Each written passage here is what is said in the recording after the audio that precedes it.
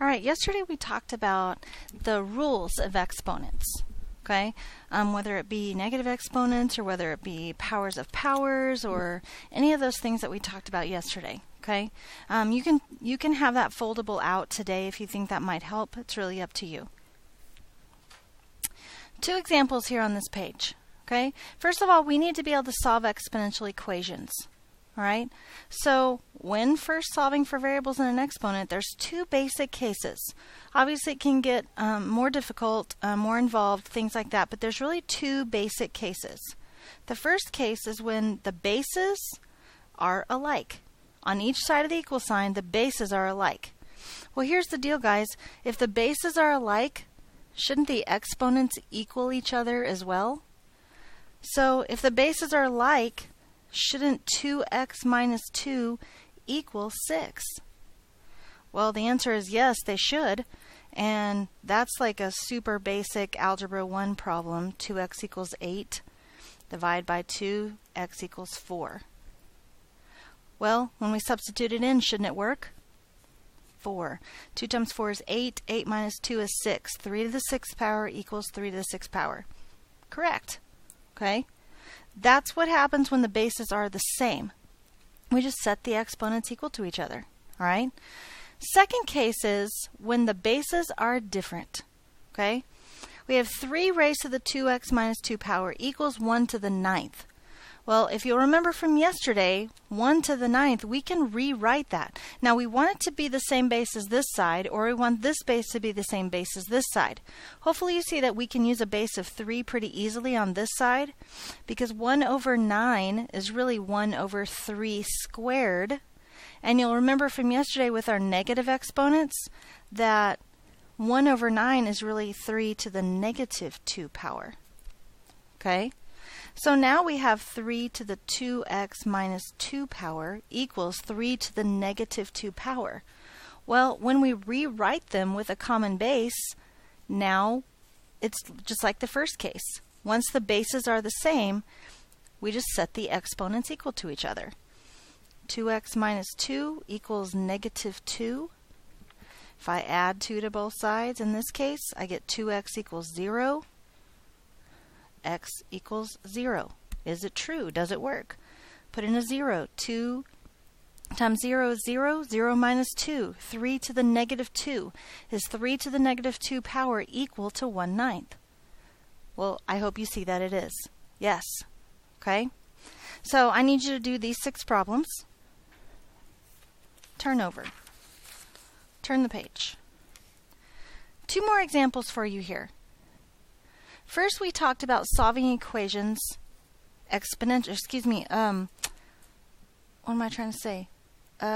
algebraically. Okay, we talked about solving them algebraically. Now let's talk about solving them in the graph, using a graph. Okay, so 3 raised to the 2x minus 4 power equals 3 squared. Okay, now if we were solving this algebraically, they have the same basis, so we set each of these exponents equal to each other and solve for x. Okay? Now in this particular case, it's probably way easier to do that. However, it's not always going to be easier that way. Alright, so I wanted to show you this way as well. So what I need you to do here, first of all, let me show you something real quick. Okay? If we said 2x minus 4 equals 2, like if we're setting the exponents equal to each other, we add 4, 2x equals 6. If we divide by 2, x equals 3, right? So we know that's what we should get as our answer. So what I want you to do is turn your calculator on, and we need to start a new document. So let's go home and start a new document. No, we don't want to save our old one. And we want to start a graph. Okay?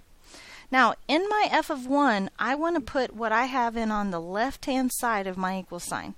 I want to put 3 raised to the 2x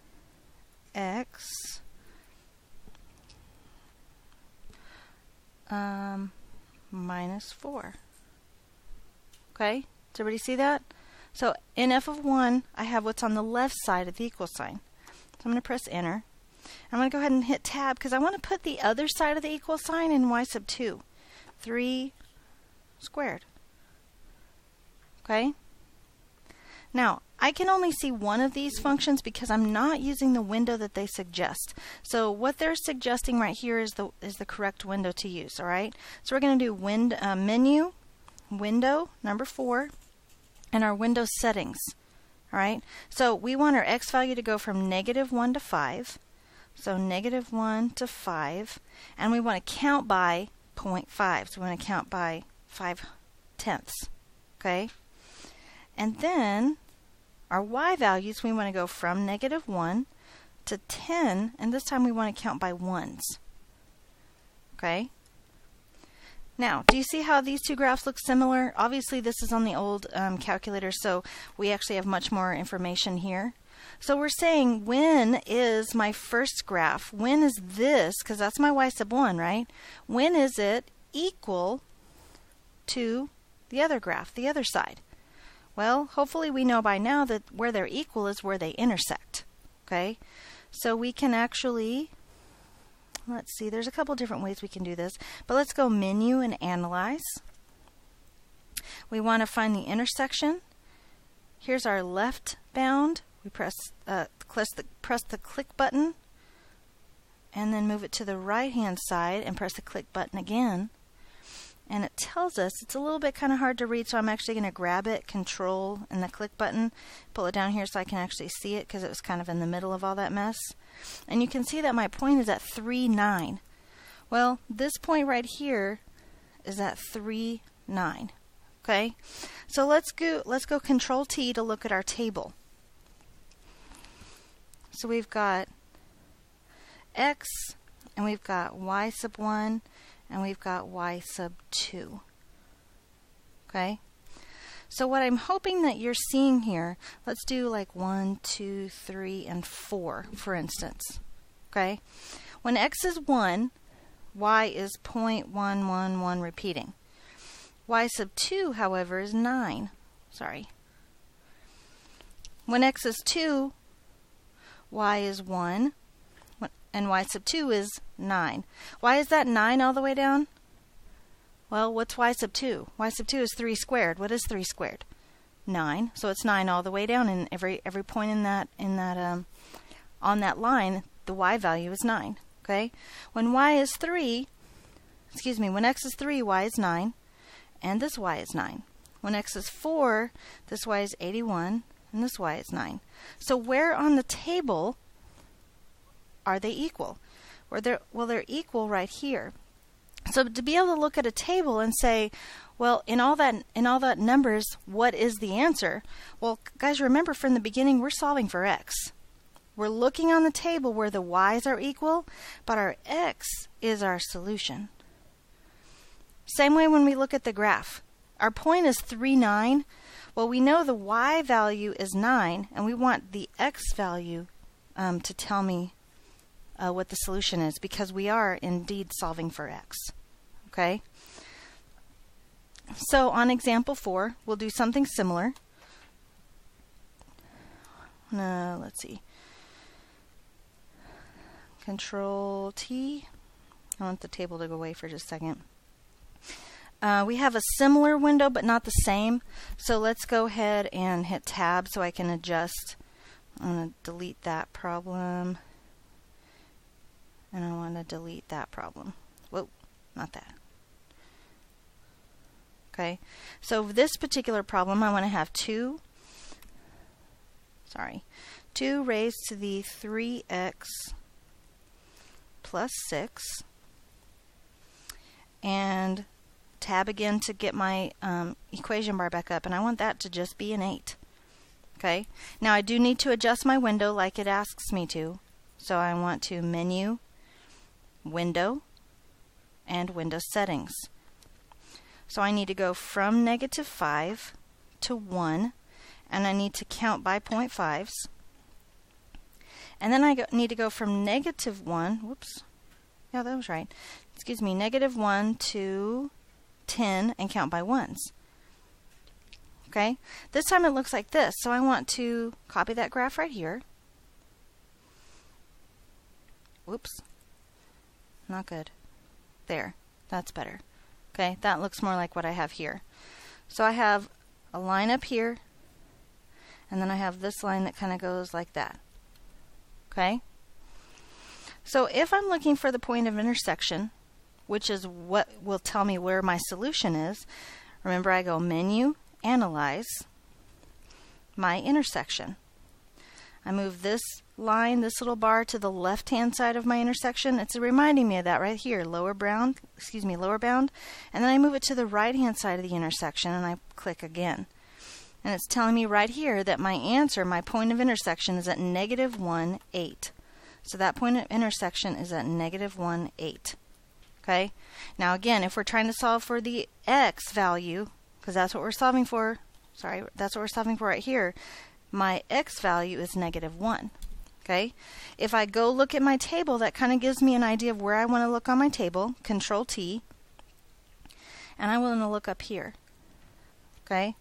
So I'm going to give myself a table. Here's my x value. Here's my y sub 1 and my y sub 2. So I've got a -3, a -2, a -1, and a 0. Probably good things to look at. Okay. Remember, I have a general idea. I'm pretty sure my answer is -1, but we can always check and make sure by looking at the table. Okay. So when x is -3, my first function is 0.125 and my second function is 8. My first function is 1. At -2, my first function is 1, my second function is 8. At -1, my first function is 8 and my second function is 8. And at 0, my first function is 64 and my second function is 8. So again, by looking at the table, this is telling me right here that my solution is at -1.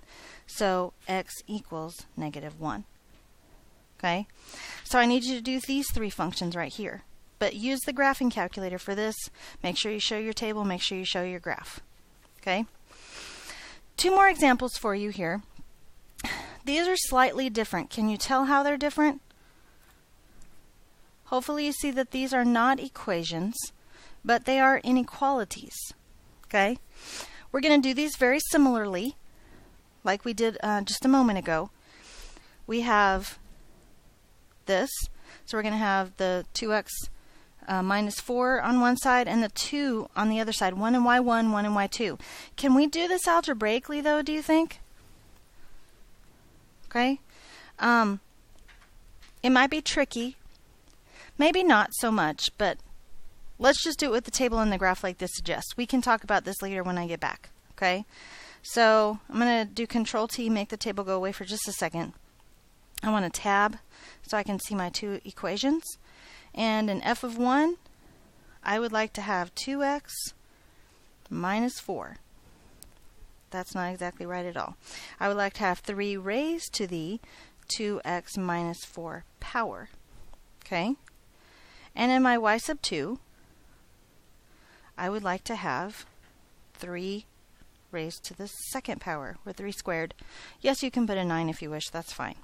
Okay? I do need to adjust my window. So let's go Menu and Window.